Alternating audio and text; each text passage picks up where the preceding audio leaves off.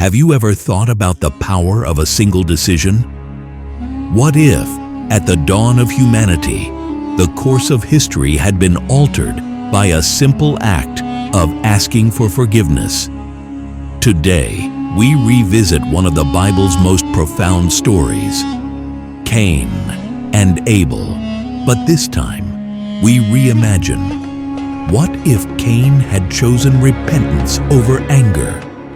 In this video, we'll explore how that choice of humility and reconciliation could have transformed his life, the relationship between the two brothers, and even the future of humanity. Would the story of Cain and Abel have been remembered as the foundation of a more just and grace-filled world? Or were the consequences of sin always destined to follow another path? This story is filled with twists, powerful lessons, and a profound message about the impact of our choices. Together, we'll see how one act of forgiveness could have redefined humanity's first great error and what it means for us today. When we think of Cain and Abel, what comes to mind? For many, they are two names forever tied to humanity's first act of violence. But before that, they were brothers, sons of Adam and Eve, the first humans created by God. Cain and Abel entered the world bearing not only their parents' expectations, but also the weight of original sin's consequences. Cain, the elder brother, was a farmer. He tilled the land, planted, watered, and cared for each seed as if it were part of himself. Abel, on the other hand, was a shepherd. He lived among the sheep, guiding them through the fields, protecting them from harm, and nurturing them with care. Two brothers, two vocations, two ways to worship God. And that's where it all began. In a moment of devotion, both offered sacrifices to the Lord. Abel, with a heart full of faith, presented the best of his flock, the firstborn, and their fat portions. Cain, though diligent in his work, offered fruits of the earth. The Bible tells us that God accepted Abel's sacrifice, but rejected Cain's. Imagine what must have gone through Cain's heart. Envy took root, transforming into anger. He couldn't understand why God accepted his brother's offering and rejected his own. In reality, it wasn't about the gifts, but about the heart. God doesn't seek the appearance of devotion, but its essence, genuine love, sincere surrender. God, however, tried to intervene. He spoke to Cain, almost like a father warning a son. "Why are you angry? Why is your face downcast? If you do what is right, will you not be accepted?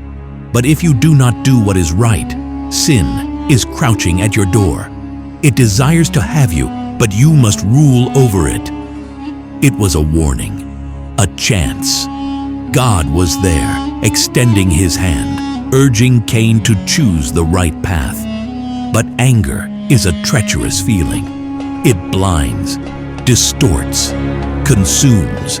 Cain turned away from these words, letting envy and pain guide him. And that's when he called Abel out to the field. It seemed like an ordinary encounter, normal. But in truth, Cain had a dark plan in mind. This is the story's pivotal moment, the moment a choice was made, and humanity's first murder took place. Abel's blood cried out from the ground, and God confronted Cain with a question that echoes to this day. "Where is your brother Abel?" Cain answered with another question. "Am I my brother's keeper?" He tried to evade responsibility, but the weight of his choice had already altered his life and marked humanity forever. But what if, at that moment, Cain had chosen a different path? What if, when he heard God's words, he allowed his heart to be transformed? Imagine the scene. The sun is high in the sky, and the fields around seem to breathe life. Cain stands there, gazing at the fruits of his labor, but his mind is clouded. He's consumed by rejection, his offering refused, his soul in turmoil. God's words echo in his mind. Sin is crouching at your door, but you must rule over it. The struggle is internal. On one side, anger rages like a storm ready to erupt. On the other, a faint spark of reason, fed by the divine voice. Why? He asks himself, why did God accept Abel's offering and not mine? Am I not also his son? Wasn't my hard work enough? In this moment of anguish, Cain sees Abel in the distance, tending to his sheep. The sight of his brother, so calm, so serene, only intensifies the storm within. He begins walking toward Abel, his fists clenched, his heart boiling. But then something happens. He stops. The image of Abel caring for the sheep brings a flash of memory. He recalls their childhood, running through the fields, laughing, playing. He remembers how Abel once helped him up when he fell trying to climb a tree. "My brother," he whispers, almost without realizing it. Suddenly, the internal battle reaches its peak. Cain falls to his knees, covering his face with his hands, and tears begin to flow. It's as if all the envy, anger, and rejection are being torn from within him. He cries out, not with words, but with a visceral wail that breaks the field silence. Abel, hearing the sound, runs to him. "Cain, what happened?" Abel asks, concerned, as he kneels beside his brother. And then the unimaginable happens. Cain lifts his tear-streaked face and looks into Abel's eyes. "I was wrong," he admits, his voice trembling. "I envy you. I was so angry that I wanted to hurt you. But that's not who I want to be. Forgive me, brother." The request for forgiveness takes Abel by surprise. He sees his brother's vulnerability, the genuine remorse in his eyes. Abel, moved by fraternal love, reaches out and holds Cain's hand. "I forgive you," he says with a serene smile. This exchange transforms not just Cain, but the bond between the brothers. For the first time, they speak openly, without masks, without barriers. Abel explains the heart behind his offering, and Cain begins to understand that it wasn't about the quality of the sacrifice, but the attitude of the heart before God. This reconciliation does not go unnoticed by the divine eyes. God, who witnessed everything, speaks to Cain again, but this time with words of encouragement. "You have chosen well, Cain. Sin was crouching at your door, but you mastered it. Learn to walk in my ways, and goodness will follow you." From that day forward, the brothers embark on a new journey together. Cain learns from Abel to trust God more, to seek not just to perform tasks, but to pour his heart into all he does. He realizes that his work as a farmer is a unique form of worship, just as valid as Abel's care for the sheep. They become a living example of reconciliation and unity. Others, seeing them, begin to understand the value of forgiveness and humility. The story that could have been marked by humanity's first murder now becomes a narrative of redemption. Over time, Cain becomes a leader among his people, known not for anger, but for wisdom. He shares what he's learned, helping others face their internal conflicts with faith and courage. But the impact goes further. Future generations tell the story of how Cain, consumed by envy, chose repentance and transformed his life. This story inspires many to seek forgiveness and reconciliation, showing that even the most intense conflicts can be overcome with love, and humility. This reimagined story of Cain and Abel prompts us to reflect on some of life's deepest questions. How we deal with our mistakes, how we confront our darkest emotions, and above all, how we choose the path of forgiveness. Cain had every human reason to give in to anger and envy. He felt rejection, a pain many of us know personally. Who hasn't compared themselves to someone and felt they weren't enough? That their effort, no matter how dedicated, didn't seem to suffice? It's a universal experience. But what this alternate story teaches us is that rejection doesn't have to be the end. On the contrary, it can be the beginning of a transformation. When Cain chose repentance, he not only changed his life, but made room for something greater, reconciliation with his brother and with God. Forgiveness, both given and received, is powerful. How often do we hold on to grudges, harbor resentments, or avoid confronting our own mistakes? Yet forgiveness is a doorway to freedom. It's not easy. Cain had to face his own shame and admit his faults, but it's liberating. In the Christian life, forgiveness is more than a symbolic gesture. It's central.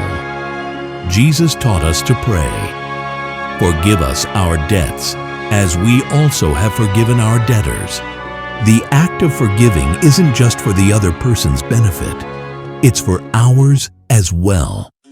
It breaks the chains that bind us to the past and paves the way for healing and growth.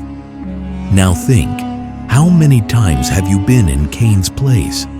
Perhaps not intending to harm someone, but with a heavy heart, consumed by feelings like envy, anger, or even guilt. And how many times have you had the opportunity to extend or ask for forgiveness, but hesitated? This story reminds us that there is always a choice. God is always present, offering the chance for a new beginning. He doesn't expect perfection, only a heart willing to change. And what about looking at the other side of the coin? Perhaps you've been an Abel, hurt by someone close, dealing with the impact of another person's choices. How would you respond to a sincere request for forgiveness? Abel's example, in extending his hand to Cain, shows us that forgiveness isn't just a gift to the one who erred, but also to the one who was hurt. In practice, how can we apply this in our lives? Here are some ideas. Identify your feelings. Recognize what's in your heart, whether it's anger, hurt, or regret. Understanding what you feel is the first step to dealing with it. Seek reconciliation. If there's someone you need to forgive or ask forgiveness from, take the initiative. Don't wait for the perfect conditions. Grace lies in the act, not the timing. Pray for guidance. Ask God for wisdom and courage. He is the source of strength to face these difficult moments. Apply forgiveness in daily life. Start small. Maybe it's forgiving someone who cut you off in traffic or being kind to a coworker who was rude. Every step counts. Remember, forgiveness isn't forgetting what happened. It's choosing not to be defined by it. It's an act of faith, a step toward the freedom God desires for us all. So, what did you think of this reimagined version of Cain and Abel's story? Can you see yourself in any part of this journey? Perhaps in Cain's place, confronting your own internal struggles, or in Abel's role, extending a hand to offer forgiveness. This reflection doesn't end here. Now, it's your turn to join in. Share your thoughts in the comments. How do you think the world would be different if this story had unfolded this way? What lessons can we take from it for our lives today? And more. Take the opportunity to share this video with someone you think needs to hear this message. We all know someone who could benefit from a story about forgiveness, reconciliation, and second chances. If you enjoyed this narrative, don't forget to leave a like and subscribe to the channel. This helps us continue creating content that inspires and transforms. And of course, turn on notifications so you don't miss any updates. And guess what's coming next? We're preparing another incredible reimagination. What if King Saul had defeated Goliath? Yes, it's going to be mind-blowing. So stay tuned and join us as we explore these alternate scenarios from the Bible stories. Oh, and before you go, one last question. Which Bible story would you like to see reimagined here on the channel? Leave your suggestion in the comments. Your idea could be the next big episode. See you in the next video. Until then, may God bless your journey, and may the choices you make today be seeds of a future filled with grace.